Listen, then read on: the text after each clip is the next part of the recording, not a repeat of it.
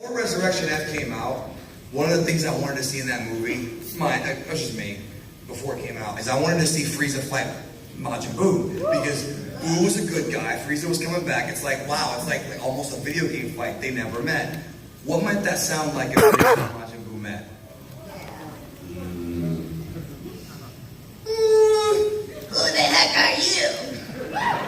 What's wrong with you, weird purple person?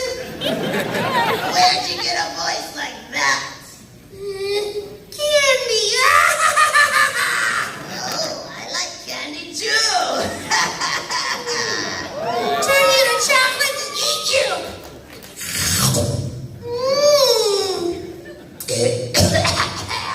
Take this!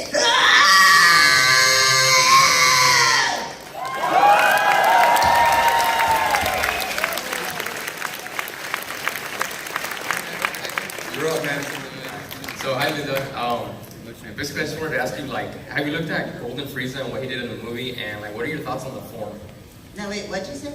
The Golden Frieza form from the newest movie. Yes. I was wondering what your thoughts on it and like the design and anything about it. Oh, I think it looks really cool. Yeah. And then Been signing a lot of the posters with Golden Frieza. Yeah. Really good art too. I was also wondering, so many people know your role as Frieza, but I was wondering how many people come up to you and like fanboy about the fact that you were a Raleigh, like I did yesterday. Yes! I know. Hi, everybody. I like pink. Linda, did you record the Arale Super episode yet? Yeah, no, I just did the original one. Okay, because I don't know them, dude. she's back. Maybe. I did Baba the other day. Yes, that's exciting. Shout out to Arale. And then I got one for Josh Martin. I was wondering if you knew about the storyline about how Book basically created his own family, based on the dirty magazines Mr. Satan had. And how do you feel about that? Like, he made his own like wife and stuff out of himself. If I have a wife? He's talking about there's a storyline. I did a video on it, I'll send you a link. But Keep them 101. Boo pulled out a piece of his stomach after reading a dirty magazine and made a wife out of it, and her name was Booby. That actually happened. Oh, of course it was.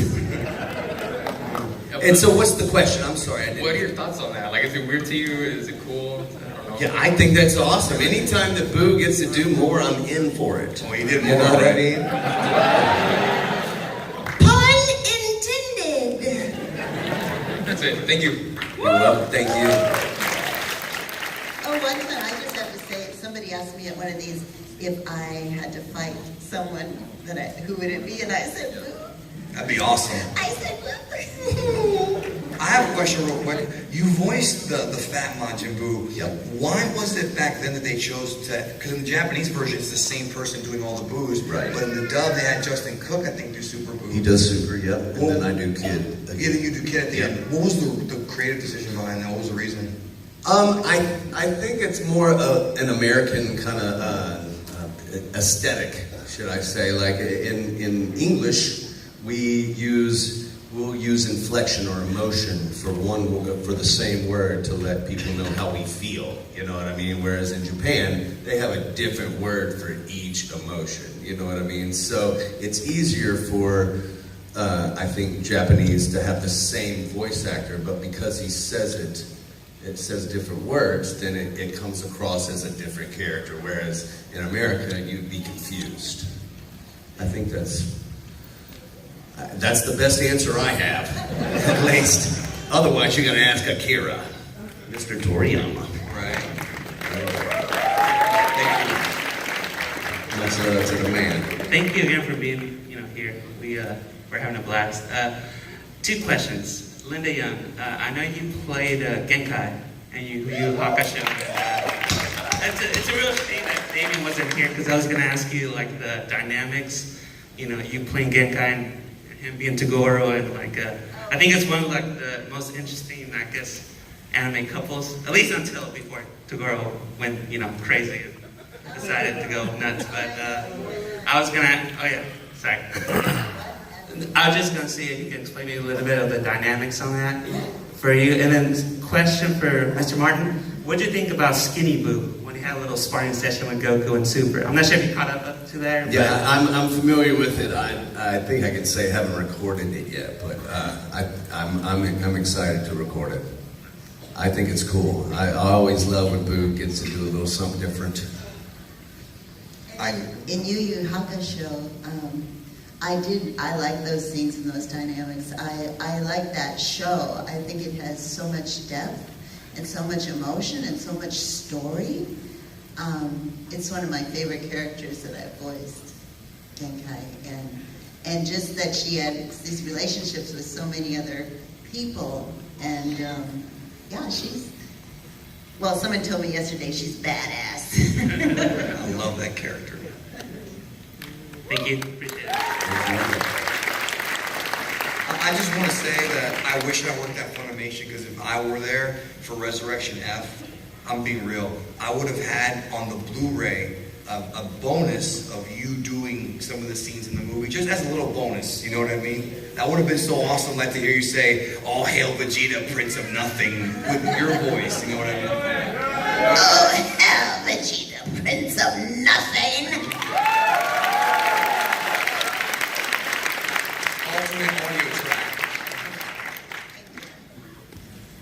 So my question's for Josh, but it so happened that Geekdom already said Sorry, it earlier. Sure. And Think about it. but it's actually a follow-up, because now I'm interested to hear what would your interpretation of Super Boot be, since we know all the Japanese voice actors' interpretations that he likes. What would yours be? I don't know. I really like what Justin did. I probably would have gone something, similar. That makes sense. I might have had a little a trace of the high pitch in there, just because I would have liked to have that string if I was doing the voice. But I think Justin did a perfect job. I'm glad it was him, because I probably wasn't ready to do that part, to be honest. Majin Buu, the fat one, was my first ever voiceover role, and so it was enough to figure out how to do all that and make that high pitch work for that long. And then by the time Super came around, I think it was a good change for everyone, for all good reasons. Thank you. Yeah, absolutely. Thank you for the support. Appreciate it. So, how many of y'all are excited to see the dub version of one of my favorite underrated fights, Majin Buu versus Basil? That's gonna be awesome. So my question is for Josh. How do you feel about Majin Buu sort of going from having his own arc and being a very serious character to being more of comedic relief? Do you enjoy doing the comedy side, or do you prefer action? I mean, I like it all. I'm from a comedy background. I'm from improv, sketch, music, comedy with the. Woohoo! Yeah. Thank you. So yeah, I love the comedy stuff. I definitely love that. I don't mind being comic relief. Me and Chris Rager, aka Mr. Satan, have talked about having a spin-off for Boo and Satan. That would be amazing. That needs to happen. And you said Lisa has to be there too. Absolutely. Mr. Satan's secretary. Thank you very much, guys. Absolutely. Thank you. Alright, so my question is kind of interesting, and it's for both of you. If a Curatoriana created like a new form for each of your characters, what would be the names you would give those forms? Like a new transformation, which you kind of already did, but I see your point. A new transformation. Platinum Prince.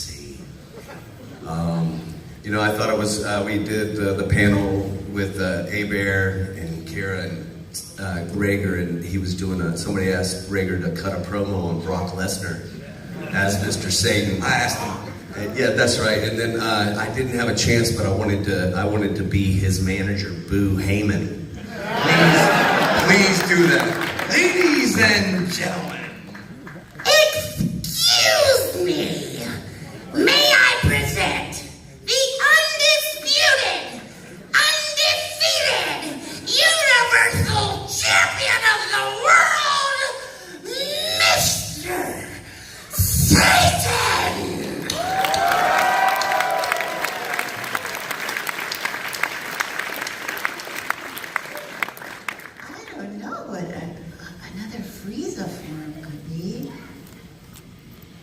Unless, I mean, because Frieza kind of has to be powerful, right? He'll get one though. They have to sell toys.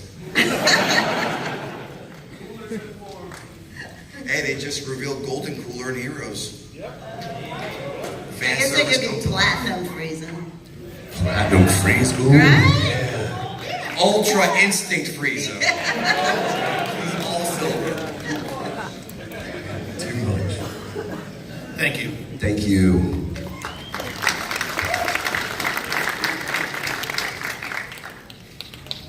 As you guys know, most of us are here because Dragon Ball has influenced us in some way or another. And it wasn't always the protagonists who did the influencing. Usually also the villains had a hand as well.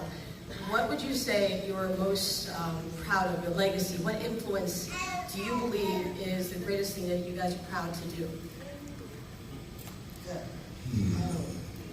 Well, I've just found out from coming to these conventions that how Dragon Ball Z has touched so many lives, and how, you know, some kids, they were little and sometimes they were a little nerdy, or they didn't really have any place to hang around and go, and they couldn't wait to get home to watch Dragon Ball Z. And they said that like watching the villains like Frieza would make them feel powerful and make them feel good about themselves. And it made me feel really good to know that so many little kids were running home to watch this show, and it really made them feel special and made them feel good and powerful and empowered them. And that's what I like about it.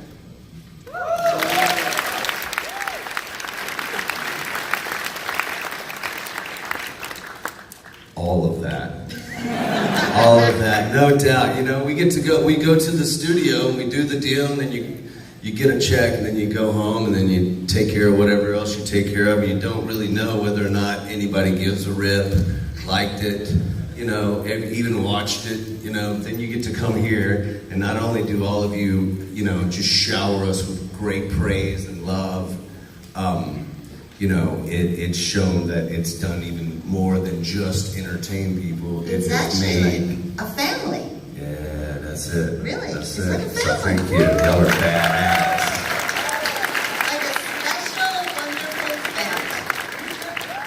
So I want to ask, how many of y'all, when Dragon Ball Z was first airing, were collecting the VHS tapes? This is back in the day, right? And you remember at certain stores like Suncoast and FYE, which I don't even think they exist anymore, or at least they're very small, it was 3 episodes for like $22. And the Frieza Saga was 10 tapes. That's like a lot of money. I'm not good at math. And I'm just saying that it was cool that people were like, it was so like, you know, you're collecting them and it's like, it's so big, but that's how hardcore they were. It's like, whatever, we have to see what happens. We have to see what happens at the end of this thing. Because it builds up for so long. I like the extra art on the outside when you line them up. Oh yeah, the sides. I do too, of course. I have it, and it is cool. I love that art. And what was cool about the Frieza sagas, particularly, is that they had the censored, and then they had the uncut tapes. You had to get them both because they had different spine art, and the censored one was cooler looking. So, collectors out there. Thank you.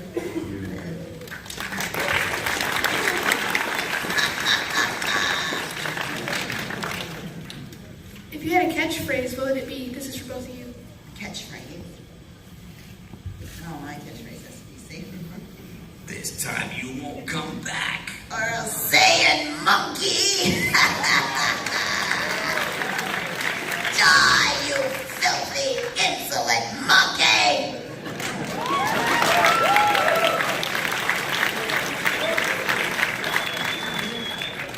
Yeah, I think mine is Me, you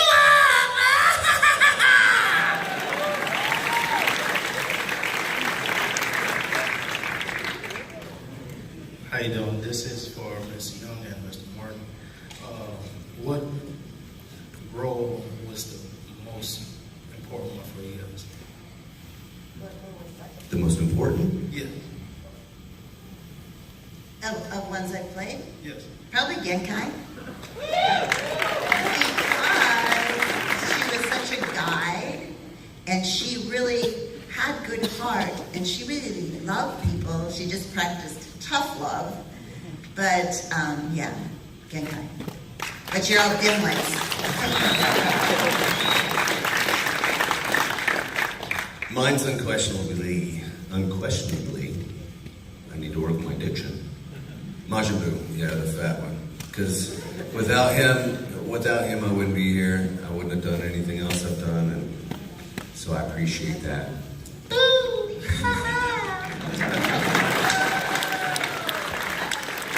I like Boo too. I have one. I've had this debate with my friends, Linda. I wanted to ask your opinion on this. So every Dragon Ball villain at some point gets redeemed, with the exception of Cell, because he never came back. And without going into like super spoilers, if you haven't seen it, but Super ends, it's not a cliffhanger, but it ends with an open-ended stuff. What I was going to ask you is, do you think that Frieza is redeemable? And what I mean by that is, you know, characters like the Joker, who, right? But I feel like Frieza's the one guy who just never, Goku gave him so many opportunities on Namek. Here's your energy. Go live a peaceful life. Like, do you feel that the Frieza character should be redeemable, or do you think he should be one of those guys that just can't be good no matter what? In your opinion? This is what nerds talk about. I don't know if Frieza's redeemable. To tell you the truth. I would like to think so, but nah.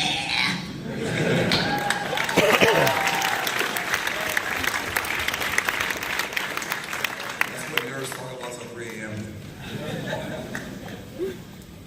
In any story, a hero is nothing without a villain. What did you guys do in your performance to distinguish your characters from other past villains and not have them come off as stereotypical or cliche? Great question, brother.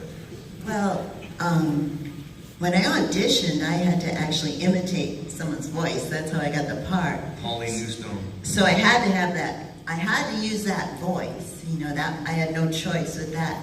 But I tried to make it very sinister, and I tried to throw in those little witty remarks with almost like Frieza had a Joker side, you know. And of course the laugh. I think I got a real strong laugh that helped everyone know I was Frieza. Do you want me to do the laugh?